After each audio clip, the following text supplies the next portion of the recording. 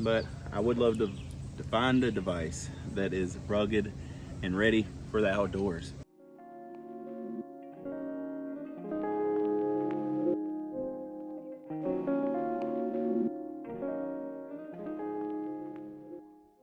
Let's talk about the Yokan Dyno and the Yokan Orbit. These two electronic devices I personally bring with me on all of my camping trips, either the Dyno or the Orbit.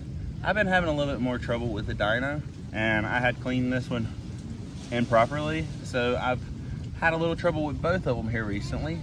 I would love to just sit down with y'all and talk about both. But first, let's get a nice fat old dab loaded up into our Orbit, because the Dyno is currently out of commission. Drop a big old glob down in there. Still rocking on some grape cream cake here. Sounds like it would be some sweet strain, but no, very, very gassy, very terpy. Love it, I love it. Oh, there went my little thing. There's a good testament to how I treat these things, okay? I dropped these all over the place. They were dirty down inside. Like, all in all, both of these do have high quality glass. I can give you that thicker glass. I haven't had no problems with it cracking or breaking every time I've dropped it. I'm out in the bush a lot, so let's get out on trail. So the Dyno and Orbit. The Orbit is what I had first purchased. Yokan sent me the Dyno themselves, which I'm very grateful for still. The only issue with the Dyno that I've been having so far is that it's saying, yeah, right there, I don't know if y'all could see it, but no atomizer. No atomizer. It continues to say no atomizer. I'll take the tip off down here. I'll mess with it a little bit. I'll try to like turn it. I've cleaned it plenty of times. I take it apart a little bit. Nothing's helped fix the no atomizer, except if I hold it a certain exact type of way. And then it kind of gets a dab off of it, keeps the heat, and it says that it's actually attached. Personally, I don't know how to fix the no atomizer part of it. The battery charge on the Dyno, love it. I love the battery charge on the Dyno. It's lasted me for a full 20-mile hike of just continuous hiking for 8 hours. This lasted me that whole time, taking multiple dabs. I have a video I'll link up above. But yeah, that was, I've enjoyed this. It's just the inconvenience as well. I feel like I've had to stop more, and I have to unscrew the cap, and then I got to stand there and hold my little dab piece. I'll have to hold that with one hand, and then have to set this or hold this a different way, and it's just, I don't know, it's just awkward to me. Now with the Orbit, both of these, before I do get started on this Orbit, both of these take 5 clicks to turn on, okay? So we got the 5 clicks to turn on. You can double click to get it to preheat, okay? We got the preheat setting going. As you can see, it's starting to bubble in there. What I like to do whenever this happens, that preheat stops. So I'll preheat it one more time to really get that dab really melted down into it and everything. As you can see, once that preheat stops, we're going to click that button.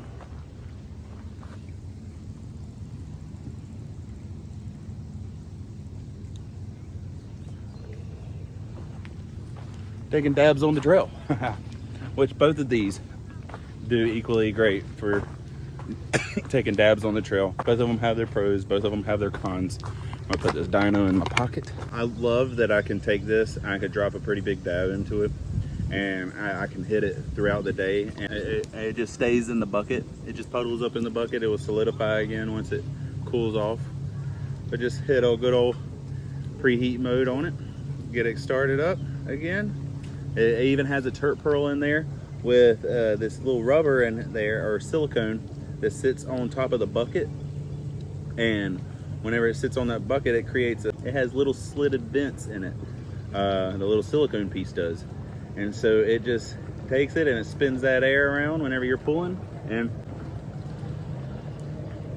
you get some pretty good dabs out of it. So yeah, with the airflow flowing and everything, and it's spinning the terp pearl, spinning the terps, you know what I'm saying? Keeping the terps fresh whenever they're burning. I feel like I get more of a even tastier hit, whereas with the Dyno, it's more of just straight up into my lungs. Let's get fried. You know what I'm saying? With the Orbit, it's like, here, let's just sit down and chill. A little bit more elegant, you know what I'm saying? Over here, I'm over here huddled.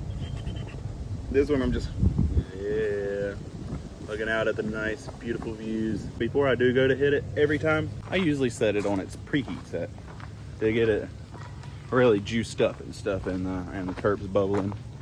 And then I'll just hold the button after it's done preheating and hit it. Makes for a very convenient device out in the bush. It makes it very convenient to be able to take dabs out in the bush. I haven't had any complaints, except that I guess that's why they added this silicone piece right here to the glass, because the glass, even this outside glass part, gets a little hot. It definitely gets a little hot. And down here at the battery spot,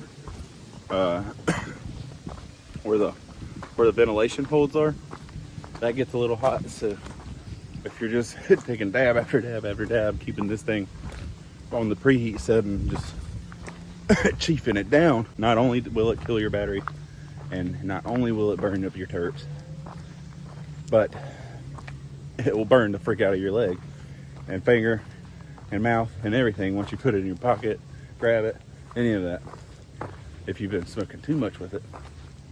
And keeping that coil burning, because it does heat up the whole device. Basically, it feels like mostly down here in the middle, of course, but as you can see, the terp pearl is starting to solidify more in there. It's cooling off, so then you can just drop it right in your pocket. Later on down the trail, a couple more miles, pop it back out, preheat, double tap, then you got another good old fat dab, good old fat rip that you could take. A big negative though about the Yokan Orbit is battery life.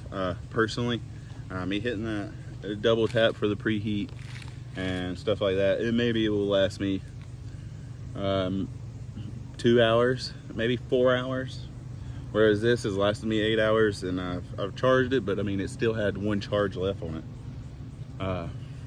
The Yokan Orbit battery, it definitely dies pretty fast, so definitely keep a charger on hand if you're going to be taking it out in the bush at all for like multiple days and such. As you can see, this thing has been put through the ringer.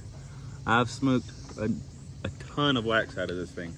I really love this device. I love how it functions. I've always dry ripped it. You can add water to this part right here, which is pretty cool, but I mean, I just found dry ripping it was a lot easier for me, being out in the bush and hiking trails and stuff like that. I just hate that the atomizer, it just keeps saying no atomizer over and over every time I'll click it, and it won't heat up no more or anything like that. And, I mean, it's unfortunate because I do like this device. It just,